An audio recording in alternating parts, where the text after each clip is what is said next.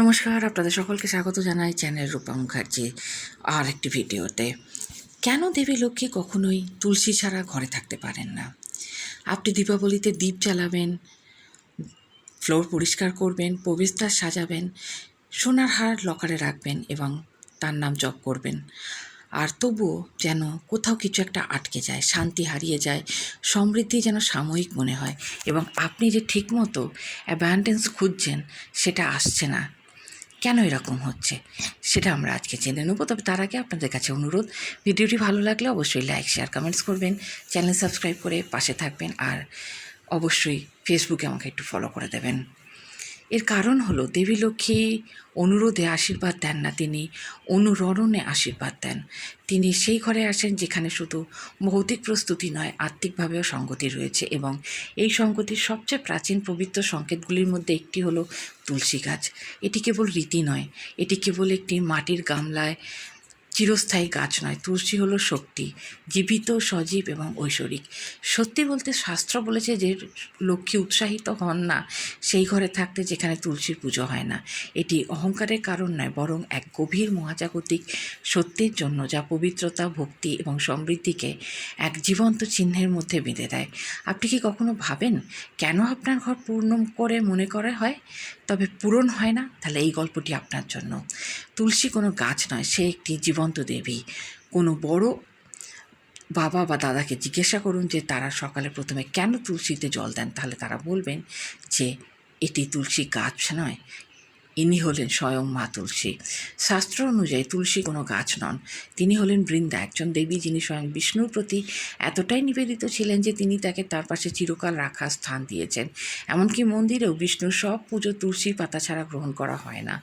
এখন মনে রাখবেন, লক্ষ্মী বিষ্ণুর সঙ্গিনী, তাহলে তিনি কিভাবে সেই ঘরে প্রবেশ করবেন যেখানে তার স্বামীকে আমন্ত্রণ জানানো হয়নি? তুলসী ছাড়া বিষ্ণু নেই, বিষ্ণু ছাড়া লক্ষ্মী নেই, তা সরলভাবেই।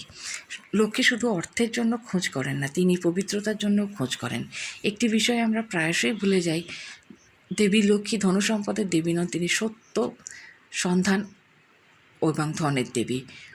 লক্ষ্মী শুধু ধন সম্পদে থাকেন না, তিনি থাকেন পবিত্রতা, পরিষ্কার পরিচ্ছন্নতা, সুসঙ্গতি এবং আধ্যাত্মিক সততার মধ্যে। তুলসীর ঔষধি এবং আধ্যাত্মিক গুণের দ্বারা সত্যগুণের মূল স্তম্ভের প্রতিনিধিত্ব করে। তুলসীযুক্ত ঘর ধারণা করা হয় যে উচ্চতর ফ্রিকোয়েন্সি থাকে, যা স্বাভাবিকভাবেই তামস এবং রজস থেকে মানুষকে রক্ষা করে। এমন পরিবেশ হয়ে ওঠে লক্ষ্মীর জন্য আদর্শ বসবাসের স্থান। তিনি সৌন্দর্য, সমৃদ্ধি এবং শান্তির প্রতীক। সাপ ও অনুশোচনা এবং দুই দেবীর মধ্যে প্রতিজ্ঞা, একটি কম জানা গল্প আছে যা এই সংযোগকে আরও গভীর করে তোলে। একসময় লক্ষ্মী বিষ্ণুর প্রতি তুলসীর ভক্তিতে ঈর্ষা করে তাকে শাপ দেন, কিন্তু খুব দ্রুত তিনি বুঝলেন যে তুলসীর প্রেমে কী ভীষণ গভীরতা, শ্রদ্ধা, অটুট নিঃস্বার্থতা। বিষ্ণু মুগ্ধ হয়ে তাকে আশ্বাস দিলেন যে তাকে চিরকাল পূজা করা হবে। লক্ষ্মী দেবী অনুশোচনা করলেন এবং শপথ করলেন যে তিনি কখনোই এমন ঘরে থাকবেন না যেখানে তুলসীর সম্মান নেই। কী শক্তিশালী বার্তা! এমনকি দেবী ও ভক্তি ও ধর্মের কাছে নত হন। সুতরাং যখন আপনি আপনার ঘরের কেন্দ্রে তুলসী রাখবেন, আপনি কেবল একটি গাছ লাগাচ্ছেন না, মনে রাখবেন আপনি প্রেম, সমর্পণ এবং ঐশ্বরিক অ্যাবান্ডেন্সের মধ্যে একটি প্রাচীন প্রতিজ্ঞাকে পূরণ করছেন। তুলসী ঘরকে রক্ষা করে এবং যেখানে রক্ষা আছে সেখানে সমৃদ্ধি আছে। তুলসী প্রায় বাঁকের মাঝখানে লাগানো হয়, যা ঐতিহ্যবাহী হিন্দু পরিবারের হৃদয় বলে মানা হয়। মনে করা হয় নেতিবাচক শক্তি থেকে রক্ষা করে তুলসী, যেমন ঘরটি হয়ে ওঠে একটি আধ্যাত্মিক দুর্গ। লক্ষ্মী তার উপস্থিতিতে সূক্ষ্ম, তিনি শুধু পুজোর অভাবের কারণেই যান না, বরং যখন কোনো ঘর ধর্ম, শৃঙ্খলা এবং গ্র্যাটিটিউড হারায় তখন তিনি সেই ঘর ত্যাগ করেন। তুলসী প্রতিদিনের ধর্মীয় প্রতিশ্রুতির প্রতীক। নিয়মিত জল দেওয়া, তার কাছে একটি প্রদীপ জ্বালানো এবং প্রার্থনা করতে গিয়ে একটি শৃঙ্খলা সৃষ্টি হয় যা নীরবে সেই অ্যাবান্ডেন্সকে রক্ষা করে।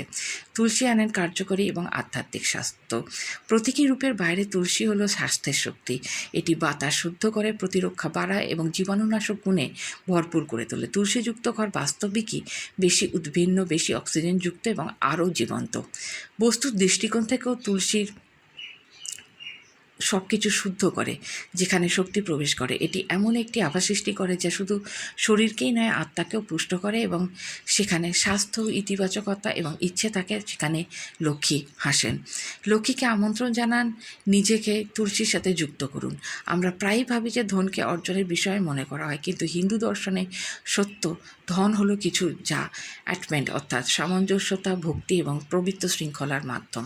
তুলসী গাছ যদিও ছোট এবং প্রায়ই উপেক্ষা করা হয়, আপনার ঘরে দেবী লক্ষ্মীর শক্তির উৎস ধরে রাখার অন্যতম শক্তিশালী উপায়। তার অনুপস্থিতিতে ধন কেবল অস্থায়ী হয়, তার উপস্থিতিতে সবচেয়ে ছোট নিবেদনও হয়ে ওঠে একটি খাজানা। তাহলে ভাবছেন সত্যিকারের সৌভাগ্য কোথা থেকে শুরু হয়? তাহলে আর দেখার দরকার নেই। একটি মাটির পাত্রে তুলসী গাছটি সূর্যের কাছাকাছি রাখুন, পাশে একটি প্রদীপ জ্বালান প্রতিদিন সন্ধ্যাবেলা, এবং হৃদয়ে পূর্ণ বিশ্বাস নিয়ে প্রার্থনা করুন। সেটা কেবল এক রীতিমতো কাজ নয়, সেটিই হলো লক্ষ্মীর আসল ঠিকানা। কেমন লাগলো আজকের ভিডিওটি জানাতে ভুলবেন না। দেখা হচ্ছে পরের ভিডিওতে। ধন্যবাদ, নমস্কার।